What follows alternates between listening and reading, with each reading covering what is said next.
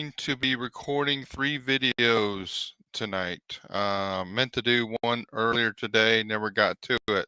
So that's because I've been busy writing most of the day. So today we're going to start the off season.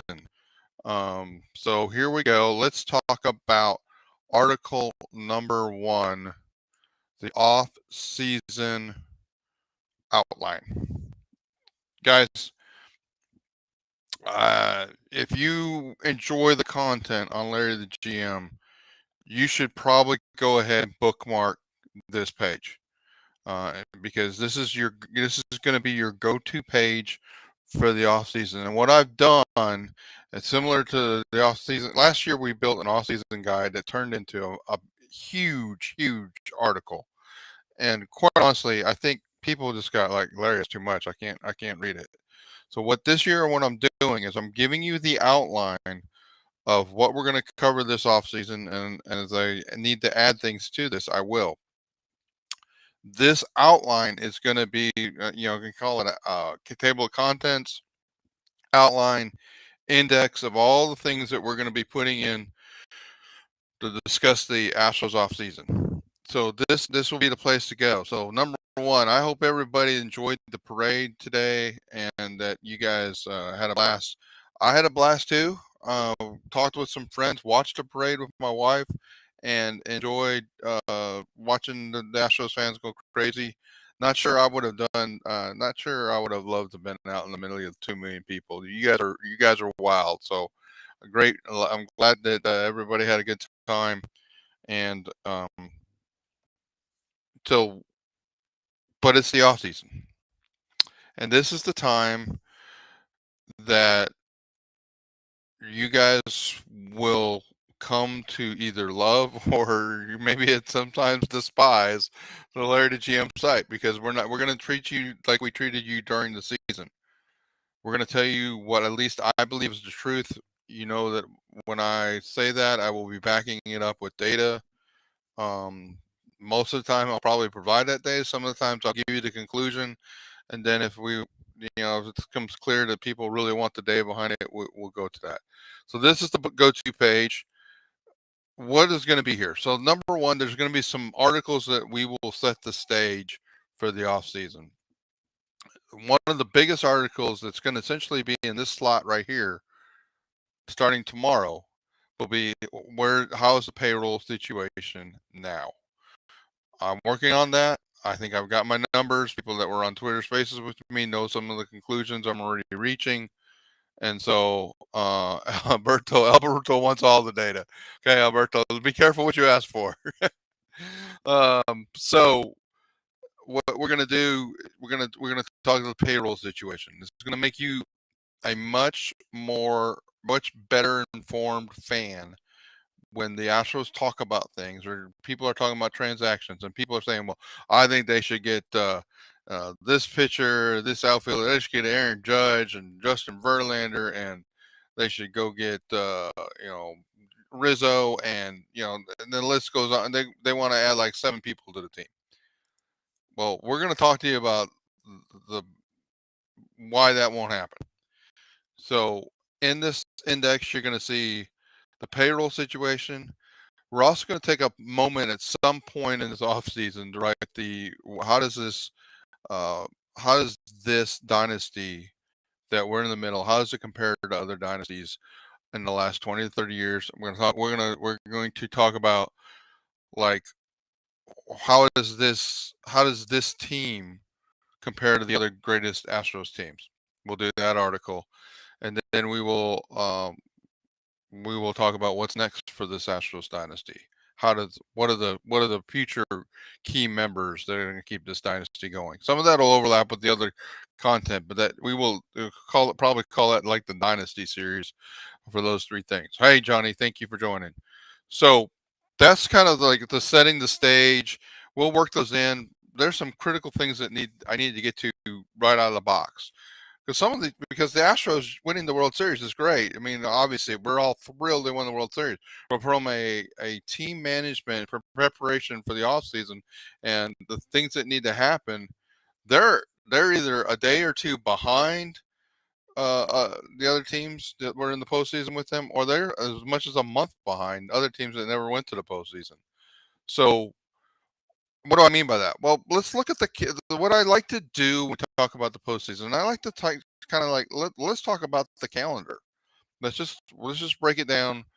What the teams can be doing, because if we can kind of keep up with what the team's doing, I think it keeps us better informed of what's happening real time, and that way we're talking about things when the team's talking about things, when the team makes a decision, and we reporters are talking about that decision, we'll be able to compare it to what we thought was going to happen.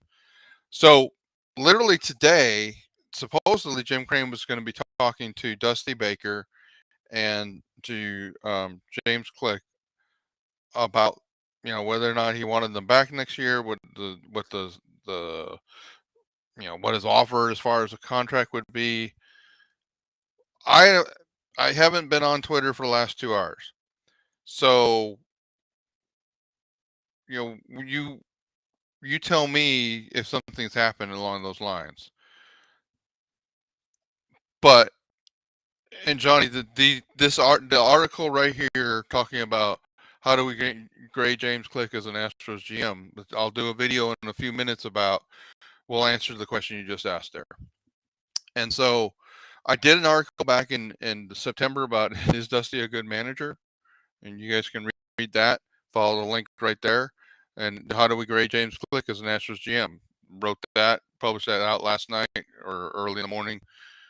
And then we'll once Jim Crane announces the decision with Baker and Click, what it means, then we will probably put another article out to say, okay, this is what's going to happen. Here's what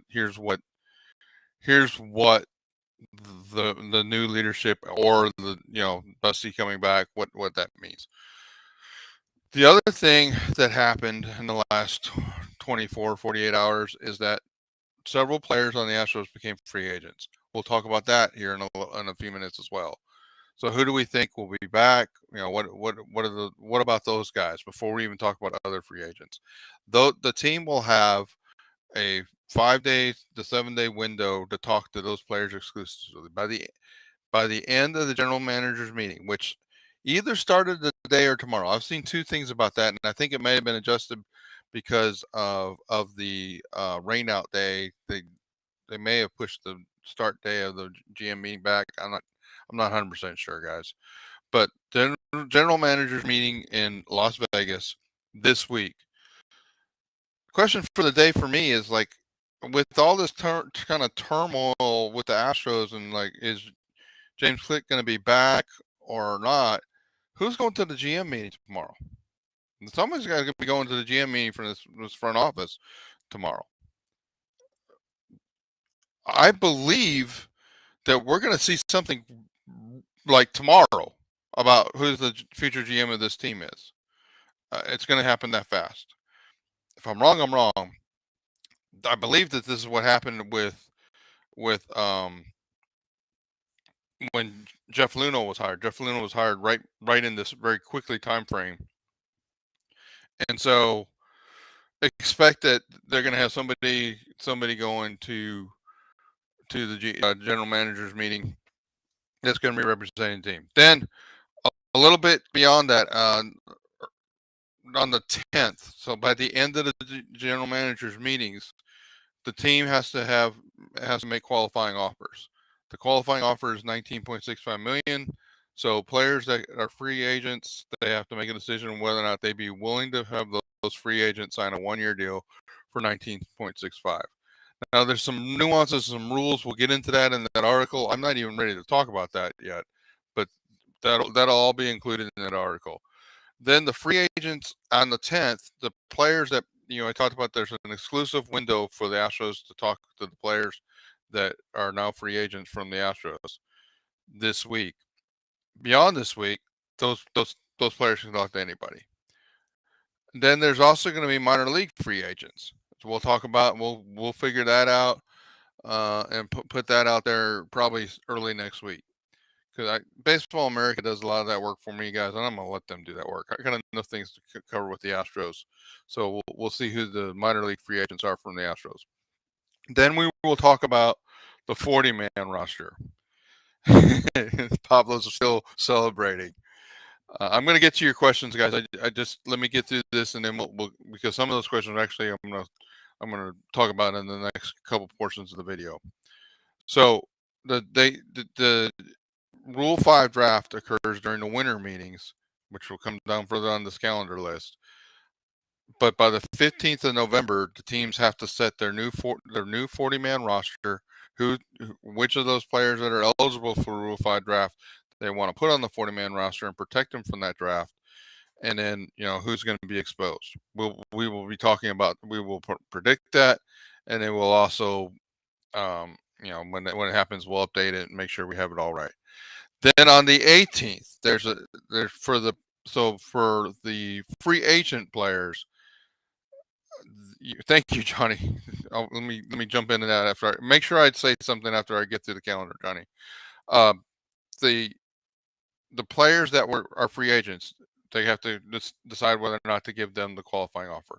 The players that are ARB eligible or pre-ARB, they have to decide whether or not they want to tender to those players.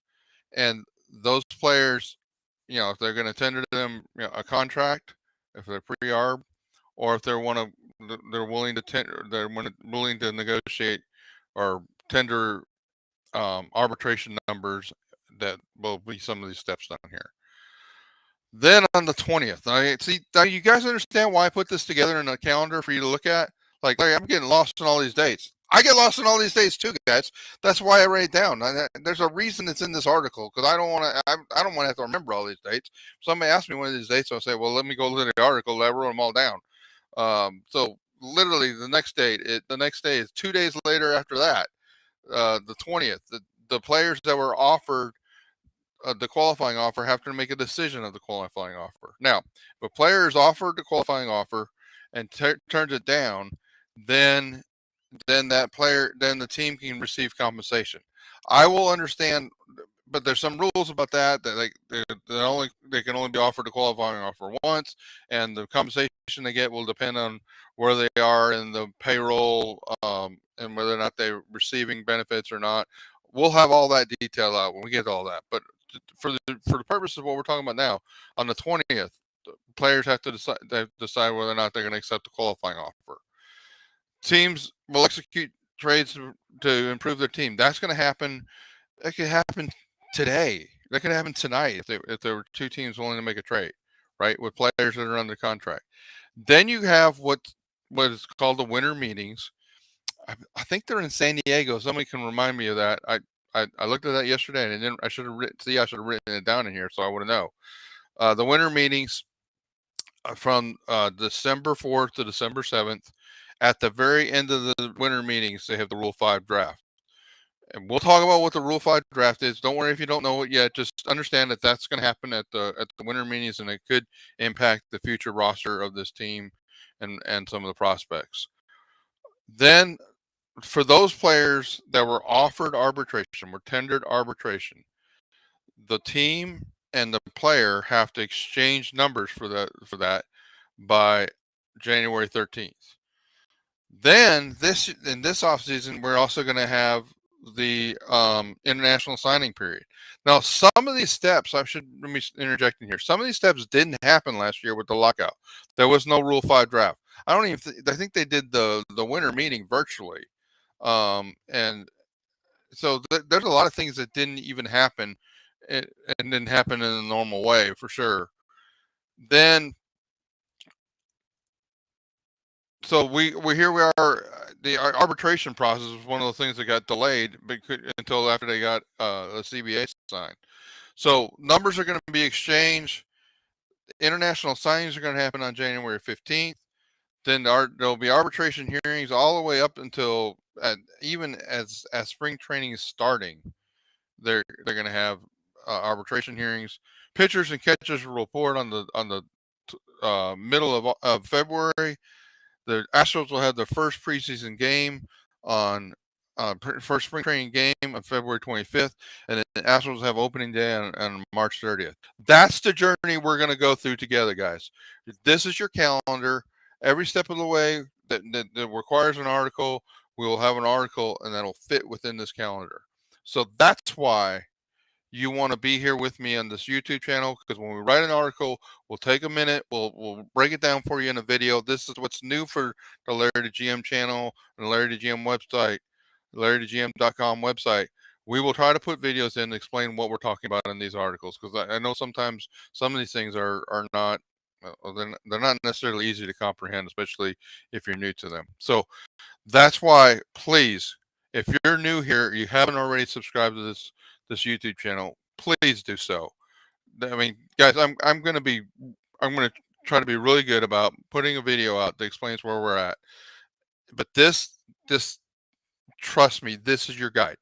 Use this calendar as your guide. We'll add the things in the calendar, things I might have missed or things, but I guess one coding system here is if it's underlined, we haven't gotten to it yet, and as we get to it, then if there's an article about it, then I'll put the link there. Questions about the calendar and the guide before we go forward to some of the things you've been talking about. And also, Johnny, like you said, like the video. If you want to help the channel, you want to help Larry the GM and what we do on the website and what we're going to be trying to do here on the YouTube channel, please like this video and subscribe to the channel here on YouTube and subscribe to the website, LarryTheGM.com. All right.